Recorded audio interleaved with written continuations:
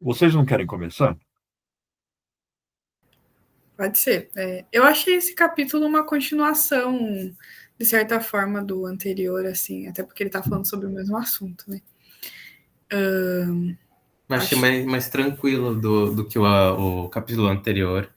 Achei ele mais fácil de ler, assim. Que ele tá trazendo bastante matérias De fábricas, de né? fábrica E de outras. De outra. Ele tá rebatendo também certas Sim, colocações, né? sim. Bem interessante o jeito que ele ironiza, assim, no último momento ali da sessão 5. É que a gente Ure. tava. A gente tava. Ure. Que a gente tava na dúvida quem que seria ele. Certo. Mas que ele mesmo se contradiz, né? E escracha, digamos, ele tenta passar pano para a exploração que está acontecendo, mas só piora, né? No discurso dele sobre. É que eu acho que ele não tenta passar pano, né? Porque ele sabe, do jeito que, que o Marx falou, como ele falou, né? Que parafraseou, ele realmente, tipo, a única coisa que se preocupa para ele é o lucro, é a economia, mas de alguma forma ele, não, mas gente, olha só, os adultos agora estão ganhando, porque tem criança trabalhando também. Claro. Sim, sim. É interessante isso, né? Porque o Marx cita muito essa obra do Andrew Ure, porque ele fala uma obra que foi escrita no auge da Revolução Industrial, mas no momento em que o processo estava menos desenvolvido do que está hoje. E ele apresenta o processo com o máximo de cinismo possível, né? Eu acho muito interessante essa seção 5, porque ela expressa um movimento histórico importante que se traduziria na obra do Marx, por sua vez, numa formulação política importante. Porque o processo de invenção e utilização das máquinas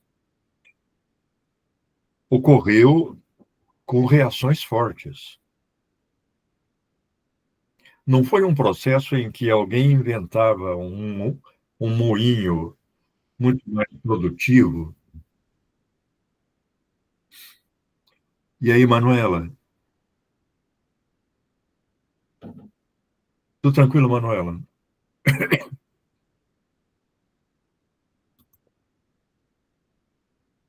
Ô, Manuela, nós estamos começando a conversar.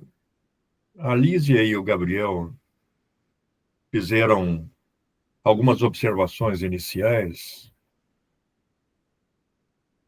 e eu estou levantando a questão da importância, que acabaria sendo também política,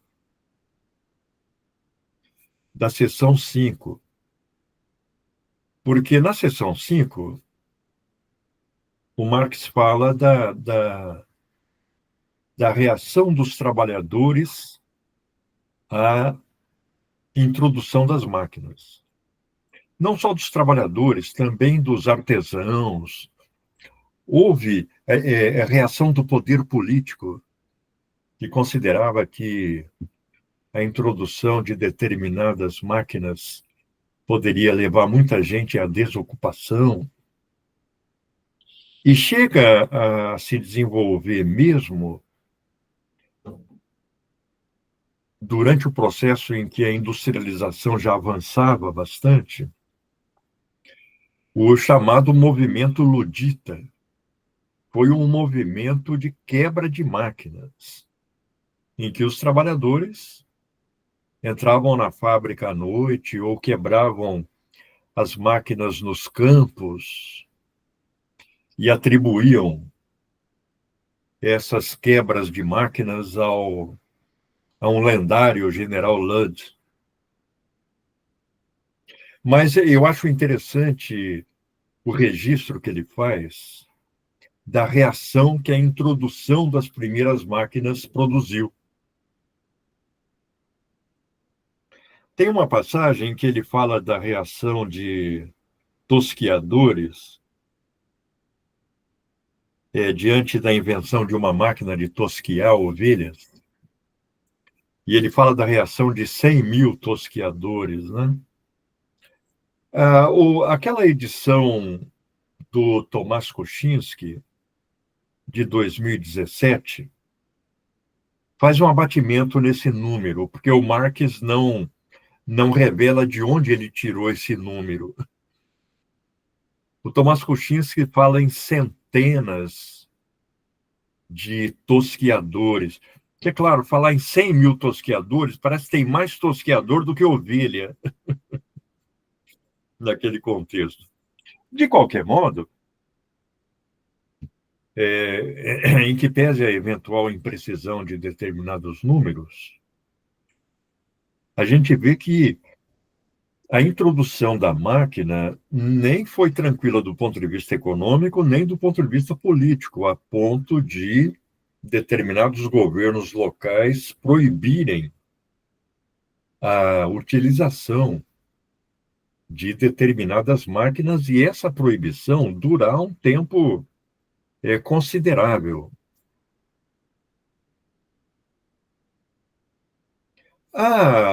O desdobramento político importante que viria a ocorrer no interior do próprio movimento sindical, a formação das chamadas trade unions. O sindicato era uma organização de tipo novo. Não era igual à corporação de ofício. Até porque era uma organização de trabalhadores no contexto de um novo modo de produção. E, pelo menos na edição aqui da Abril, o Marx fala em muitas strikes, né? A strike é a greve, né? É a paralisação. Até hoje se usa o termo strike em inglês para designar greve. De qualquer modo, nós temos aí um período em que o trabalhador reage à implantação da máquina, quebrando a máquina. Aí o Marx fala, na manufatura isso não ocorreu. A manufatura, pelo contrário, ela foi vista como um processo produtivo que estava incorporando trabalhadores. E se a manufatura tirava o lugar do trabalhador, esse era um processo meramente virtual, porque a manufatura já começava a reduzir o número relativo de trabalhadores necessários ao processo produtivo. Mas a máquina, ela não só no prazo mais longo acaba destruindo os antigos ofícios artesanais, embora temporariamente, como Marx mostra nesse capítulo mesmo, e no capítulo sobre o salário, as grandes fábricas chegaram a subordinar os artesãos. Os artesãos deixam de produzir para uma clientela própria e passam a produzir para uma empresa. Ou seja, eles entram numa rota de transição para o assalariamento.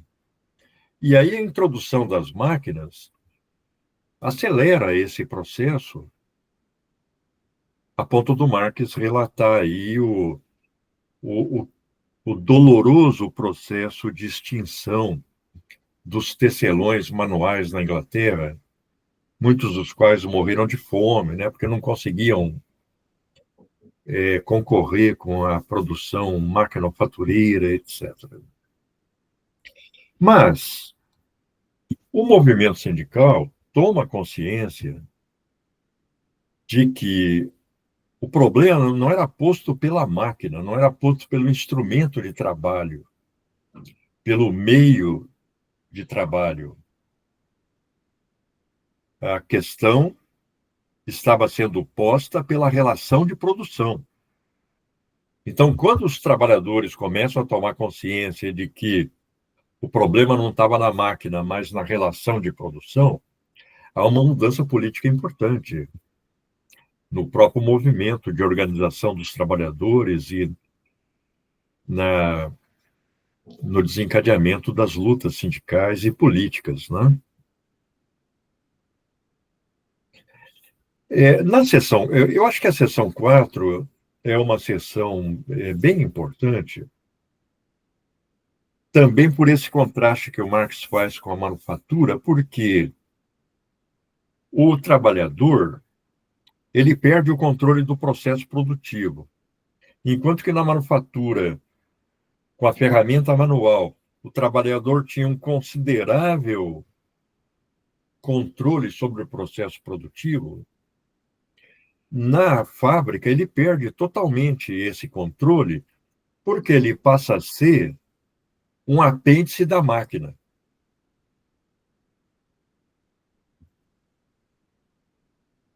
Isso leva a uma desqualificação acelerada da força de trabalho, portanto, a uma desvalorização da força de trabalho, o que leva à incorporação massiva de mulheres e crianças no processo. Por exemplo, há passagens chocantes, né, do Marx reproduzindo aqueles relatórios de fábrica, dos inspetores de fábrica, dos empresários pondo crianças para limpar a máquina, para entrar debaixo da máquina, para limpar a máquina com a máquina em movimento. E claro que isso provocava acidentes terríveis, né, com mutilações, com mortes. De qualquer modo, a máquina se torna a fábrica se torna o espaço de um grande autômato, do qual os trabalhadores são meros auxiliares. O próprio trabalhador tem que subordinar o seu corpo, os seus movimentos, ao movimento da máquina. Praticamente entre aspas, qualificação, significa essa adaptação física e intelectual. Claro que, do ponto de vista intelectual, aquele movimento repetitivo durante muitas horas levava a um embrutecimento intelectual. Eu não consigo me imaginar 14 horas por dia fazendo um movimento repetitivo. Eu não consigo imaginar o impacto que isso teria sobre mim. Acho que eu nem conseguiria ficar nem meia hora. Agora dá para imaginar as pessoas ficando ali 10 horas, 12 horas, 14 horas por dia. Às vezes, numa prolongada jornada no sábado, às vezes na manhã do domingo.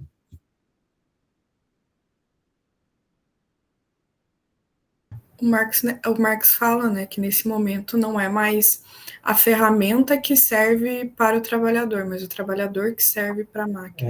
O trabalhador ele vira uma peça da máquina. Claro, ele passa a ser um apêndice da máquina. Ele controla a máquina, ele alimenta a máquina, ele limpa a máquina, ele repõe o fio que quebrou no tear. Então, ele falou, aí se trata de um trabalhador que, em geral, tem um grupo de ajudantes, que na maior parte dos casos são crianças. Mas o trabalhador é um mero apêndice da máquina, né? Ele perde totalmente o controle sobre o processo de trabalho. É claro que a gente vê aí os textos sobre o Taylorismo, como aquele do Harry Braverman, Trabalho e Capital Monopolista, em que ele descreve a,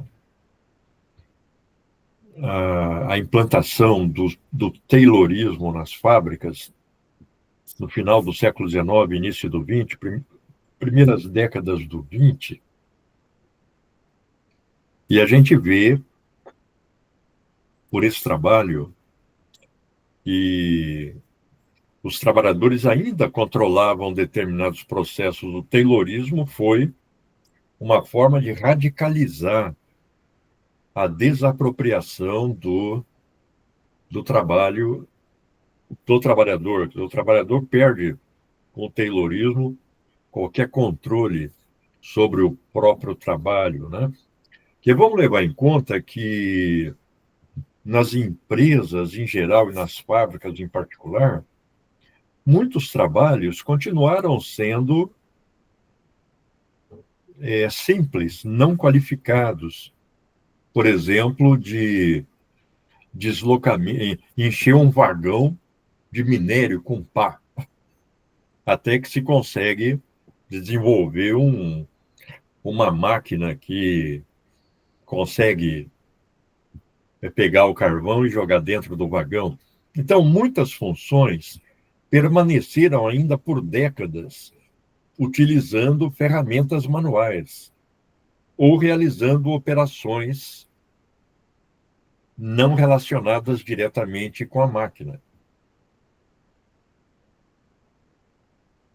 E aí o Taylorismo ele vem para controlar exatamente esse trabalho sobre o qual os trabalhadores ainda tinham algum controle, né? Então ele vai analisar qual é a melhor ferramenta, qual é o melhor movimento, qual é o ritmo de trabalho mais adequado, quais são os períodos de trabalho e os períodos de descanso, de forma a não exaurir a força de trabalho antes de acabar a jornada, por aí vai.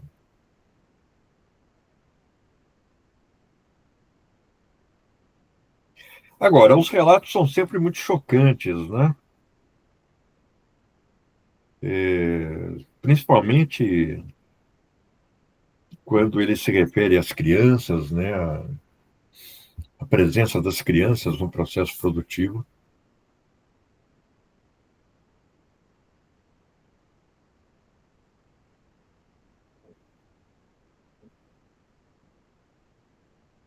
Mas esse movimento de quebra de máquinas rendeu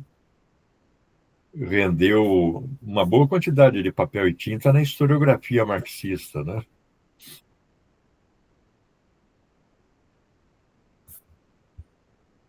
O exército do general Ludd, o movimento ludita.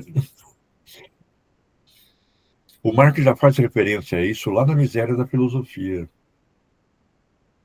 que é um texto de 1847, né?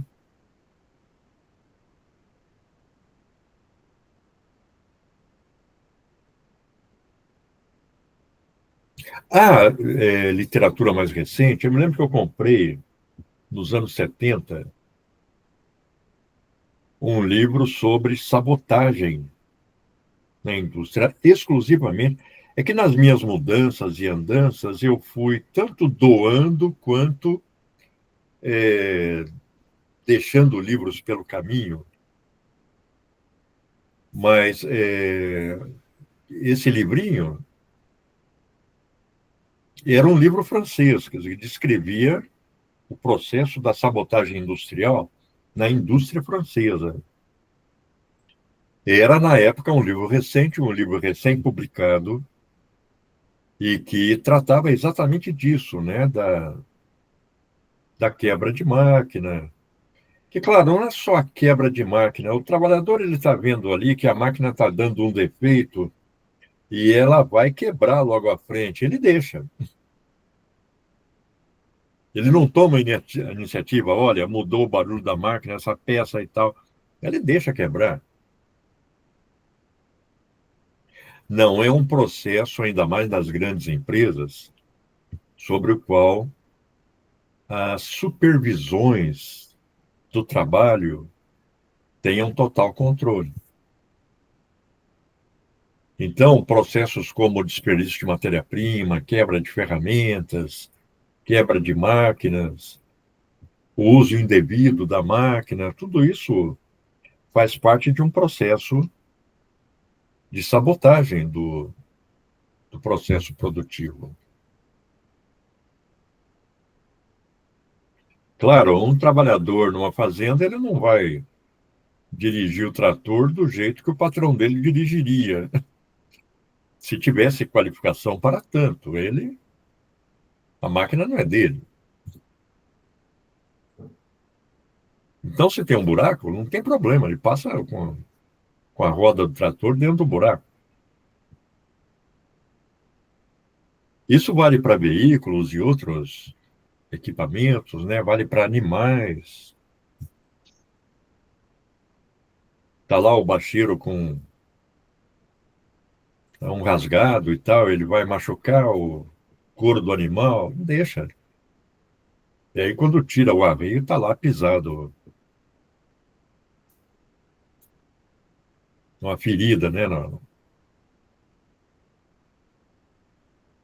Então, apesar dessa politização do processo, da tomada de consciência de que a questão é a relação econômica, não é a máquina, esses processos de sabotagem continuaram. E continuam.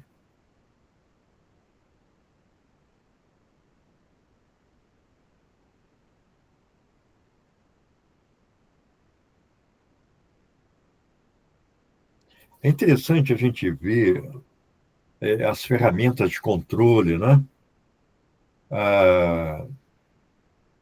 O Estado capitalista transformando em crime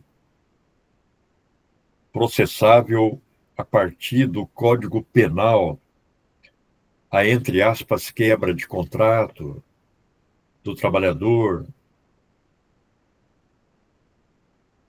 a força de trabalho com a introdução das máquinas sofrendo uma desvalorização tal que o preço da força de trabalho cai abaixo do valor. Aí o trabalhador já não consegue mais se manter. Aí a paróquia, ou seja, a igreja anglicana, que era um braço, é ainda, né, um braço do Estado inglês, fornecia a fração do salário que ele precisava para reproduzir a sua força de trabalho, né? Através da chamada caridade, né? A gente vê aí a caridade das igrejas está muito relacionada com a reprodução da força de trabalho na sociedade capitalista, né? Então, o trabalhador não recebe, não só as igrejas, a gente vê, por exemplo, Santa Maria tem lá um refeitório mantido pela prefeitura, com refeição subsidiada. Quem come lá, a maioria é trabalhador. Também aposentados. Ou seja, é uma peça da reprodução da força de trabalho, já que o salário cai abaixo do valor. Claro, se o trabalhador recebe o valor da sua força de trabalho, em tese, ele consegue reproduzi-la autonomamente. É muito interessante a gente acompanhar anualmente os dados que o DIEESE publica sobre salário e sobre cesta básica. O DIESE é aquele departamento intersindical de estatística e estudos socioeconômicos.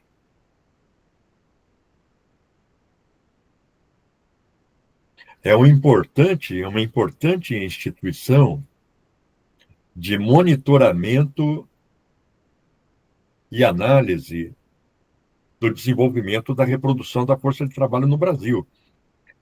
Quando, por exemplo, o governo reajusta o salário mínimo, o DIESE produz, com os dados disponíveis, o que representaria o salário mínimo para adquirir a cesta básica.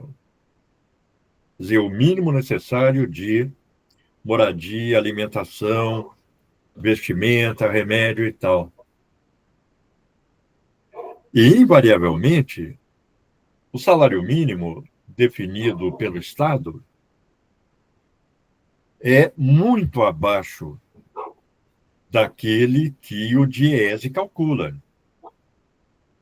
Ele fala, se fosse pagar o mínimo, teria que pagar tanto. Então, nós temos no Brasil camadas inteiras de trabalhadores, segmentos inteiros da classe trabalhadora, recebendo abaixo do valor da sua força de trabalho. E aí, esse trabalhador vai ter que viver da caridade da igreja, vai ter que comer no restaurante popular.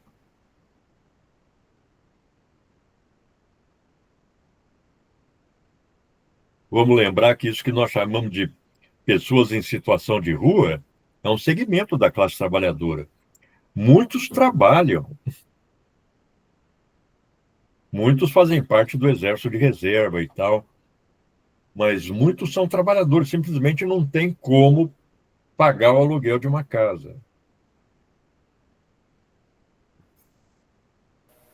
E também é bem estranho que, por exemplo, o valor de transporte ele é retirado do salário, não é um valor a mais que tu recebe. Na real, tu trabalha e é retirado esse valor para tu conseguir trabalhar. E também tem outra questão que eu ia falar. Eu acho que a alimentação também é retirada, se eu não me engano. Claro, tem o vale alimentação, tem o vale transporte, etc. Agora, tudo isso é parte calculada do salário, é o comprometimento do salário com o elemento da sua reprodução. Eu ia falar do 13º salário, que na verdade é como se fosse, né, para as pessoas, o comum é como se fosse um valor a mais que a empresa te dá, sabe? Mas na verdade a gente sabe que não é, né? Não, olha, isso é só a gente fazer a conta. É uma coisa muito interessante. É claro que a questão do salário, da reprodução da força de trabalho, como a questão da reprodução, da relação de produção em geral, é impregnada de ideologia. Mas, por exemplo, o mês são 4 semanas. A semana tem 7 dias. Então, um mês são 7 vezes 4. O mês de trabalho são 28 dias. Se você multiplica por 12, isso dá 336 dias. Mas o ano tem 365 dias, ou seja, do ponto de vista do trabalho, o ano tem um mês a mais. O trabalhador trabalha 13 meses. Por exemplo, eu vou pôr aqui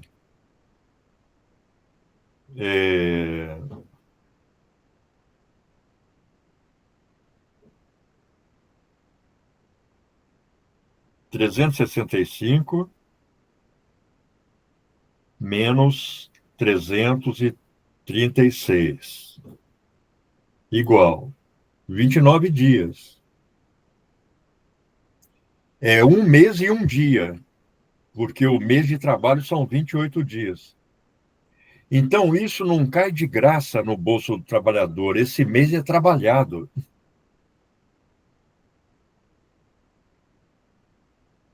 O trabalhador trabalha 13 meses de 4 semanas. Vamos lembrar que nós temos um mês de 31, mês de 30, mês de 28, mês de... Aí, quando você soma, e não estou contando o ano bissexto, hein? Ou seja, é só fazer a soma, 4 semanas, 28 dias. Dá um mês a mais em relação ao ano astronômico. em relação ao ano civil. Esse é o 13º salário.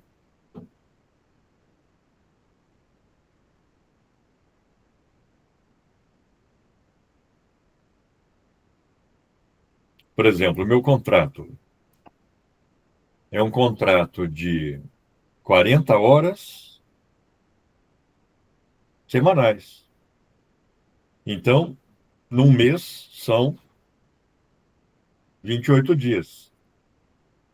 Em 4 semanas. Aí a gente vai somando essa sobra, dá um mês. Em relação ao ano civil. É o 13º.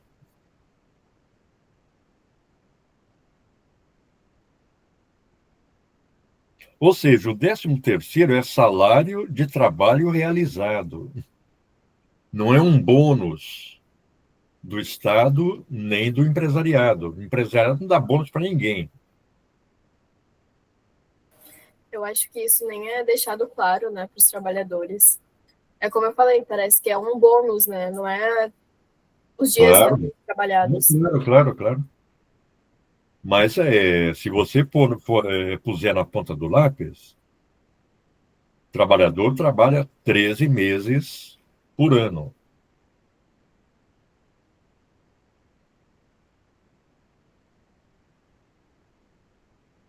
Treze meses de 4 semanas de 7 dias.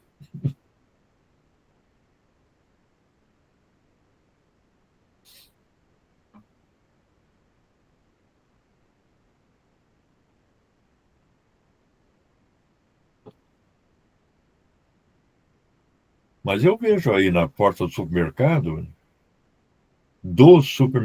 muita gente pedindo pão, arroz. É claramente aquela fração da classe trabalhadora que não consegue, com o salário obtido, reproduzir a força de trabalho, que significa reproduzir a família também, né?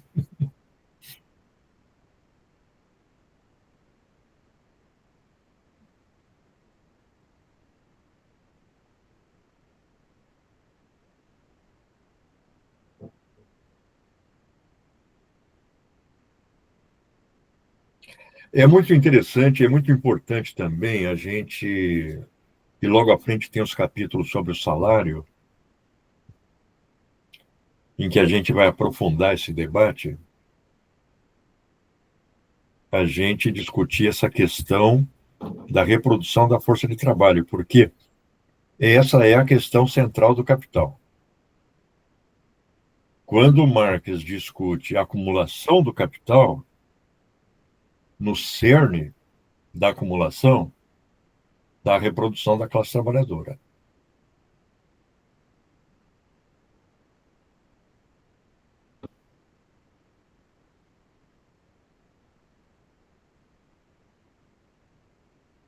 E aí políticas de educação, de saúde, de assistência social, de saneamento básico, de habitação, de eletrificação. Tudo isso faz parte da reprodução da força de trabalho. A gente vê as cidades brasileiras, você vê Rio de Janeiro, Recife. Recife tem aquelas palafitas, né? São moradias de trabalhadores, que o trabalhador não consegue um pedaço de terra para fazer a casa dele. Ele faz uma palafita no meio do mar, no mangue. E aí bairros inteiros surgem assim.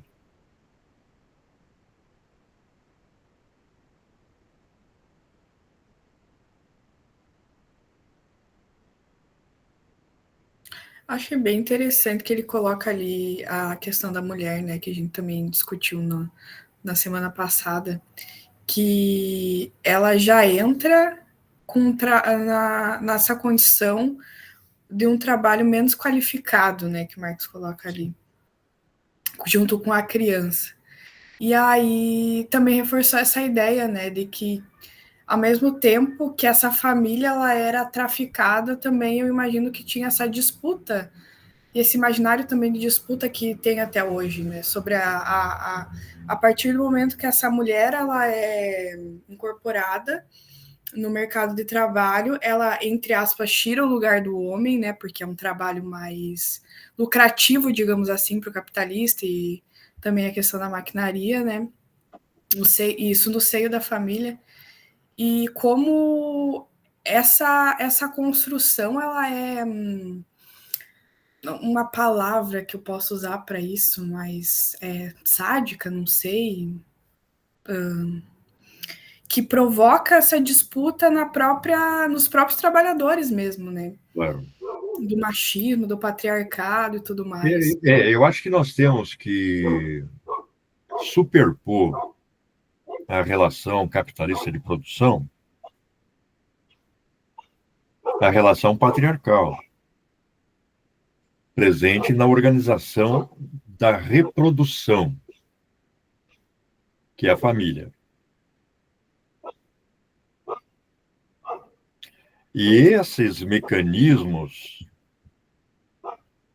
do domínio patriarcal sobre a mulher são reproduzidos e utilizados no âmbito da fábrica. Mas é claro que a mulher saindo de casa para trabalhar, ela já começa a vivenciar uma situação diferente. A posição dela na sociedade começa a ser transformada. Essas mulheres, elas vão acabar participando também dos movimentos sindicais. Por exemplo, você vê a história do sindicalismo brasileiro, aqueles livros do Edgar Carone, em que ele reuniu muita documentação do movimento sindical no início do século XX, vê que muitas fábricas tinham predomínio de mão de obra, de força de trabalho feminina. E elas entravam em greve. O papel das mulheres na Revolução Russa também foi muito importante. O processo revolucionário, em 17, foi desencadeado por uma greve e manifestação de mulheres. Então, claro, vamos dramatizar a palavra, grilhões do patriarcalismo, são utilizados para potencializar a exploração capitalista.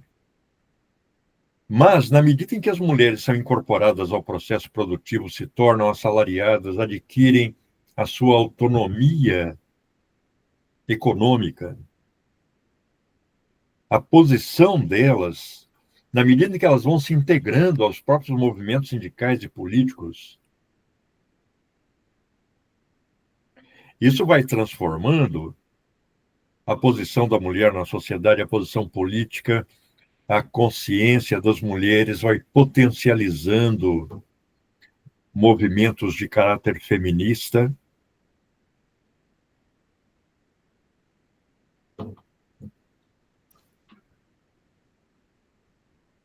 Agora, é óbvio que nós temos aí, e temos até hoje,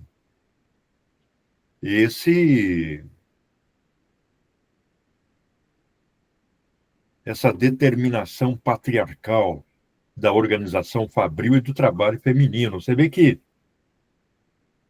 o tempo todo a gente vê aí pelos jornais debate sobre mulheres não sendo promovidas, mulheres sendo demitidas em primeiro lugar, mulheres que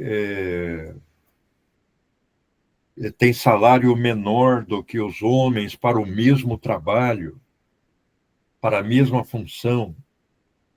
Essa é uma questão muito contemporânea.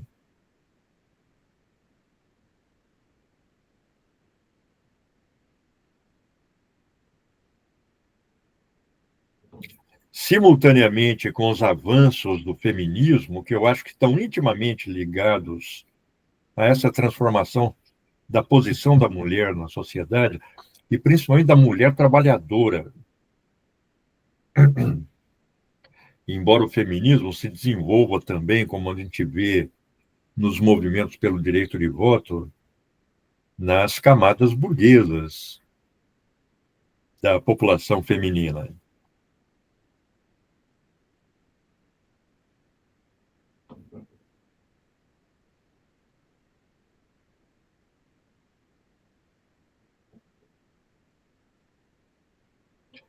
Esses movimentos, eles contribuem para deflagrar as reações patriarcais. Em grande medida, eu vejo esse, essa, essa exasperação patriarcalista de igrejas evangélicas, de segmentos importantes da Igreja Católica, do islamismo, do judaísmo,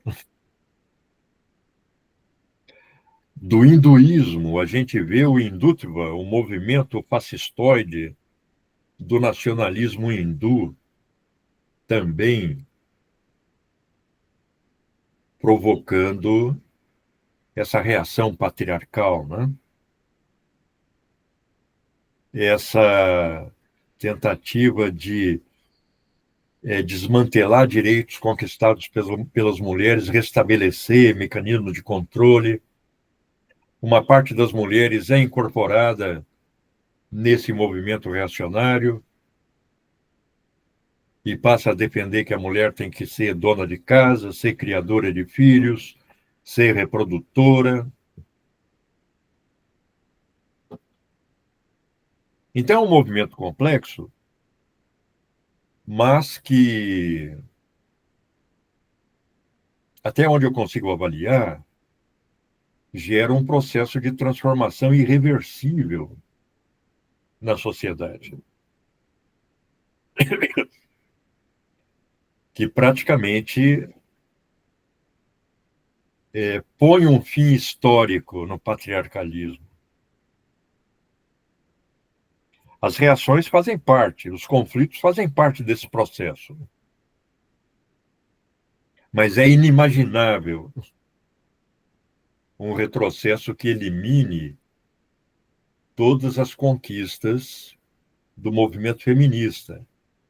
E o movimento feminista não só continua ativo, mas consegue mobilizar manifestações cada vez mais poderosas.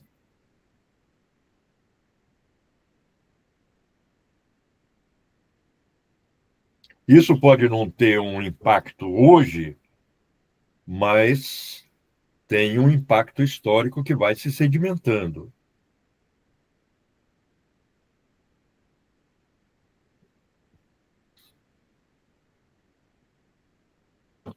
Por exemplo, a minha filha mora em Madrid já há bastante tempo. E ela, de vez em quando, participa lá das manifestações feministas. Ela me fala, olha, a manifestação começa a ser organizada um bom tempo antes, e uma mobilização muito grande dos movimentos feministas que confluem para manifestações que chegam a pôr 2 milhões de mulheres na rua. Em Madrid, e multiplicam isso por toda a Espanha, né? Eu, de vez em quando, acompanho os jornais de lá.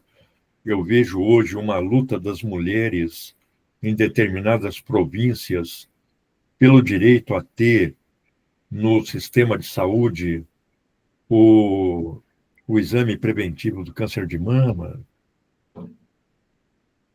Então, é todo um processo que já gerou transformações muito profundas e vai continuar aprofundando essas transformações. Mas como é um processo fundado no antagonismo, desperta a ira dos Malafaia e coopta as Michele Bolsonaro, mas que não determina o processo, né?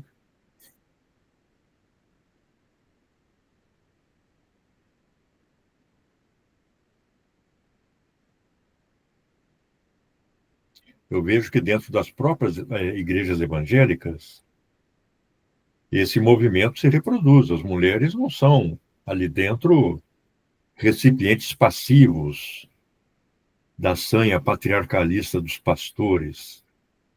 Elas reagem, elas desenvolvem movimentos próprios, questionam. Isso vale para o movimento tradicionalista gaúcho. Então a gente vê mulheres se mobilizando para formar uma chapa e conseguir a direção do CTG. Eu estava vendo há não muito tempo que uma chapa de mulheres ganhou a direção de um CTG em Santa Catarina e os homens não queriam deixá-las tomar posse. Elas entraram na justiça, a justiça obrigou a dar posse a ela, porque estava de acordo com o estatuto do clube, tá, do centro.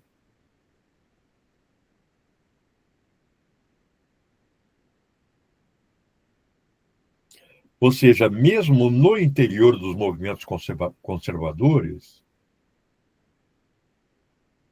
essa impulsão feminista se manifesta. Não, o exemplo da Cíntia Chagas, eu não vou falar maravilhoso, né, porque é bem triste também. Mas, assim, ela era uma mulher, não sei se ela é ainda, né, conservadora. Ah, deve ser. Mas aí ela teve um debate esses dias com a Manuela Dávila, que ela, né, admitiu, enfim, que quando aconteceu a violência com o ex-marido dela, o senador, quem abraçou ela, enfim, na Câmara, enfim, foram as mulheres da bancada, né, feministas, dos direitos das mulheres. Então, ela teve que dar esse aval ao movimento, admitiu que nunca tinha lido nada, que o que ela falava era baseado na ignorância dela, né? Enfim, e que ela viveu na pele isso. Então, ela não pode ir contra, né? Não, exatamente.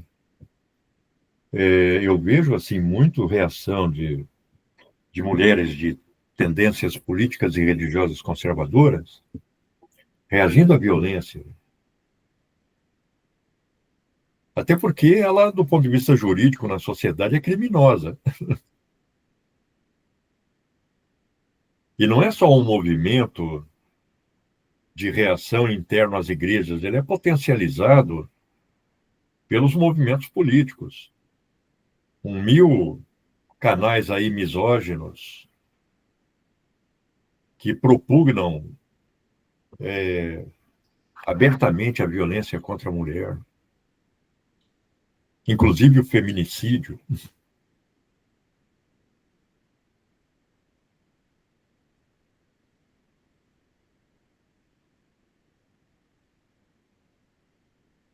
O Marx, ele já percebia que a saída da mulher de casa para trabalhar na fábrica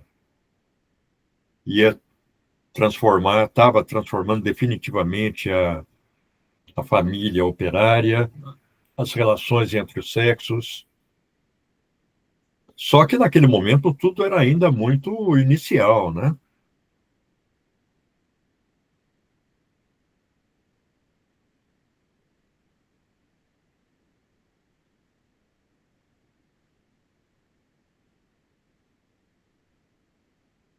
Prof, eu tinha mandado ali no chat alguma pergunta, na verdade, né?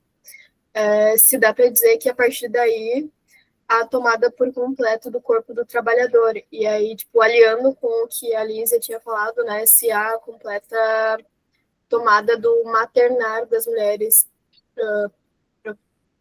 proletárias. Porque, tipo, quando elas eram autônomas, acredito eu que elas conseguiam ter um tempo para, enfim, amamentar, esse tipo de coisa. Mas aí, quando tu vai para as grandes fábricas, não tem esse tempo de resguardo, de cuidado com a criança que tu gestou. Então, vai nessa linha minha pergunta.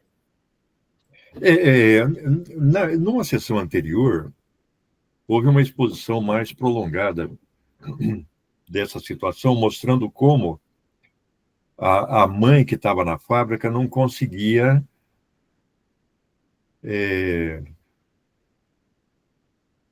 desenvolver adequadamente a maternidade, né? Então, muitas davam xarope com ópio para as crianças, ficavam dormindo o dia inteiro. Ela não se alimentava, aquele bebê se subnutria, morria.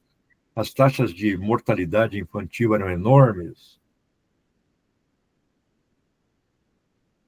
Vamos levar em conta que o desenvolvimento do sistema escolar, o desenvolvimento de creches, as licenças e tal, tudo isso é historicamente muito recente, né? Então, a mulher ela tem que estar na fábrica, ela vai ficar 12 horas, 14 horas dentro da fábrica, vai demorar um tempo para chegar em casa. Não tem quem fique com as crianças.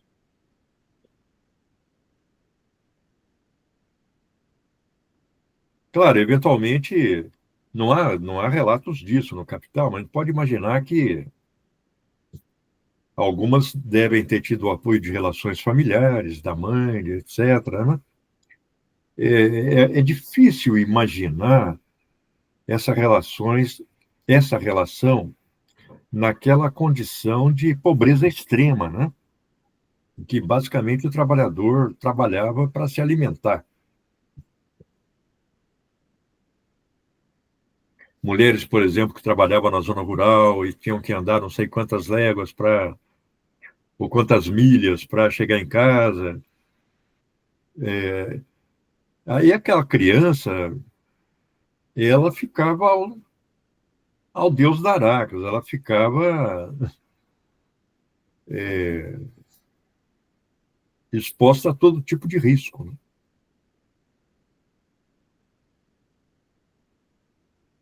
É muito interessante as estatísticas que o Marx apresenta aí de elevação da mortalidade infantil nos distritos industriais.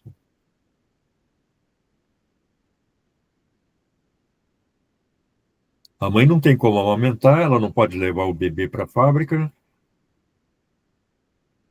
ela dá lá um xarope com ópio para a criança. Eventualmente, o pequeno tempo que ela passa com a criança à noite não é suficiente para a higiene da criança, sem contar a questão cultural, né? O desenvolvimento cultural dessas mulheres. Por exemplo, eu desenvolvi um projeto de extensão num bairro muito pobre de Santa Maria. Tinha uma creche lá. E aí, a professora que dirigia a creche na época, ela falou, olha, nós temos que praticamente que educar as mães, porque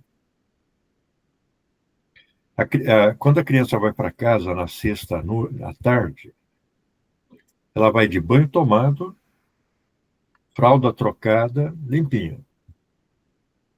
Quando ela chega na segunda de manhã, ela está com a mesma fralda que nós pusemos quando ela saiu daqui na sexta à tarde. Então, são muitas mães que, pelo contexto cultural em que foram criadas, não têm nem noção de que a criança precisa ser higienizada, precisa ser curada, precisa ser alimentada adequadamente.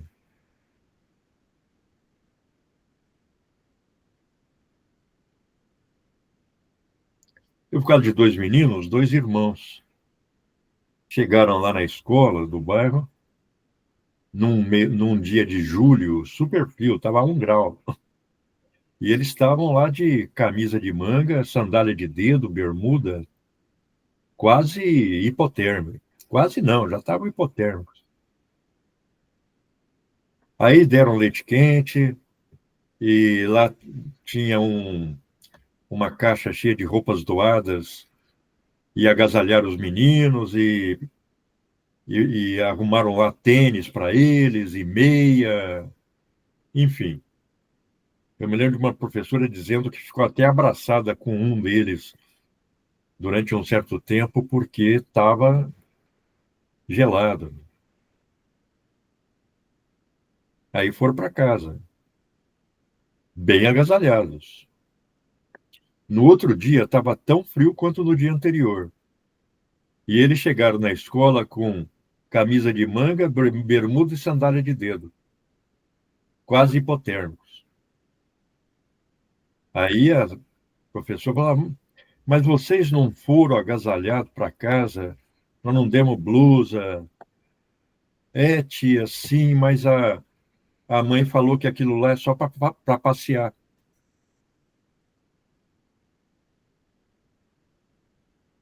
Sem contar crianças que aí tem que chamar a mãe, falar, mãe, vir para a escola é passear. As crianças vão ficar doentes se não for agasalhado. Mas ela deve ter sofrido a mesma coisa. Ela, mãe. Aquilo faz parte da normalidade do ambiente em que ela cresceu.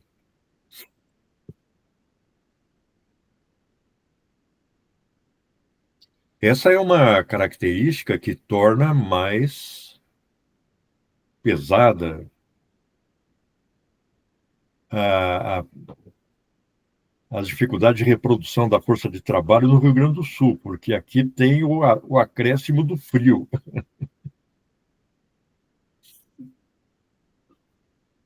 A gente via lá crianças que iam conhecer vaso sanitário na escola, nunca tinham visto. Tinham que aprender a usar.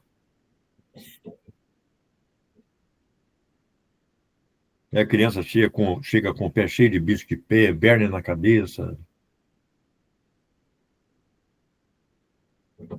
Chega com fome, chega sem se alimentar. Aí só para entrar em aula tem que comer, senão ela não consegue.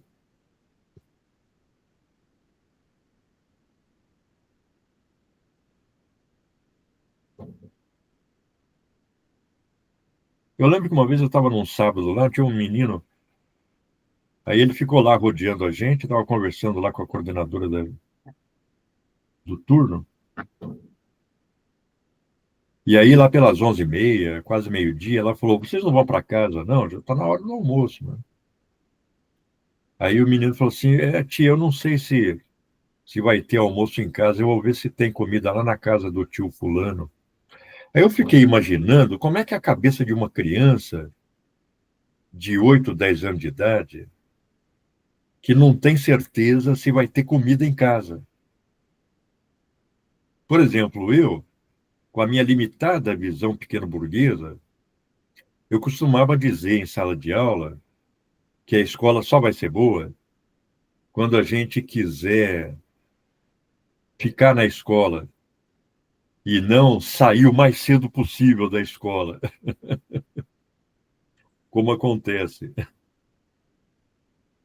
E aí lá uma vez eu cheguei que a gente tinha um projeto que desenvolvia principalmente no sábado, e eu cheguei, sabe, era 1h da tarde, a escola estava vazia, estava o guarda e tinha 2 meninos sentados no sofá do hall de entrada da escola. Só eles. Aí eu falei, pô, o que esses meninos estão fazendo aqui, né? Não tem ninguém na escola. Aí ele falou, não, é que eles acham que aqui é melhor que a casa deles. Aqui eles têm mais conforto do que eles têm na casa deles.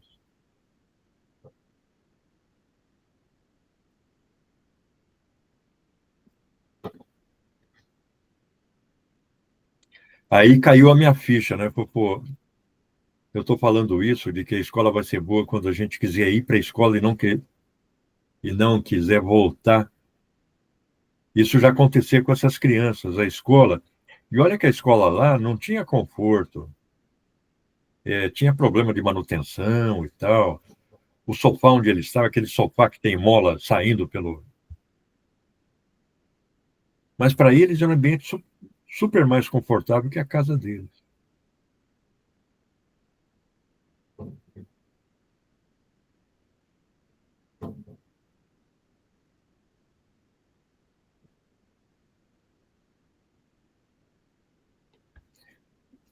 Bom, pessoal, acho que nós podemos ficar por aqui hoje.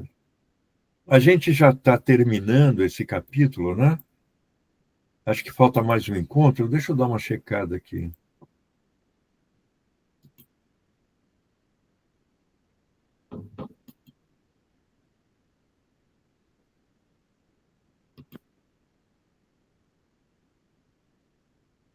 Não, ainda nós temos mais 3 encontros. Este é um capítulo muito longo, né? Na semana que vem, vamos discutir as sessões 6 e 7. Então, são mais 3 encontros sobre esse longo capítulo, e é bom que a gente discuta esse capítulo bem pausadamente, como nós estamos fazendo. E quando a gente discute o capítulo inteiro, não dá para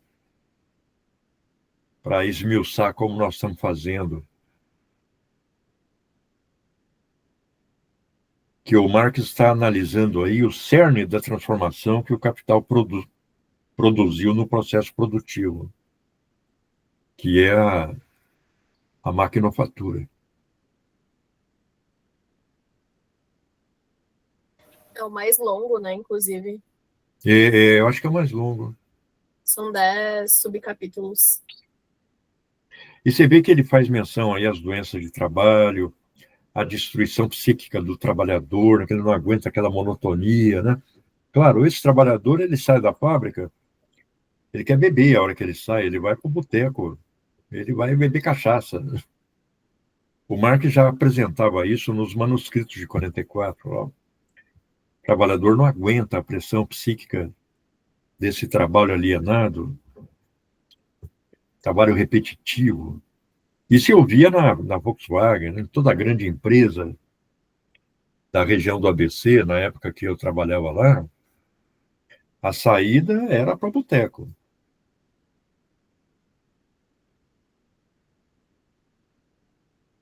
A Volkswagen tinha um sistema terceirizado de transporte que levava todo mundo para seus respectivos bairros. Às vezes para outra cidade. Tinha gente que morava na Baixada Santista. E tinha muitos bares, né, em volta do enorme pátio de estacionamento dos ônibus, com centenas de ônibus.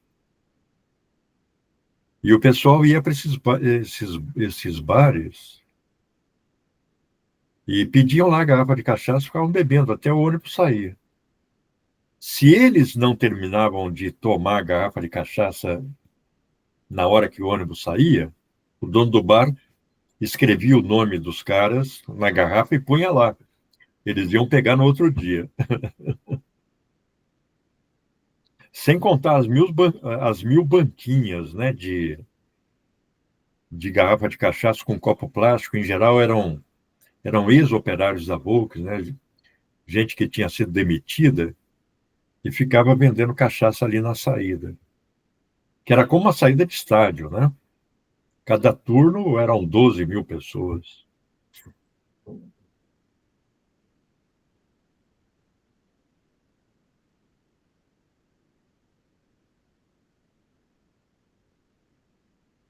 Então tá, pessoal. Nos vemos na próxima segunda. Já em novembro. Boa noite, professor. Boa noite, Tchau. Boa noite. Boa semana para vocês. Boa semana para todos. O senhor também. Obrigado.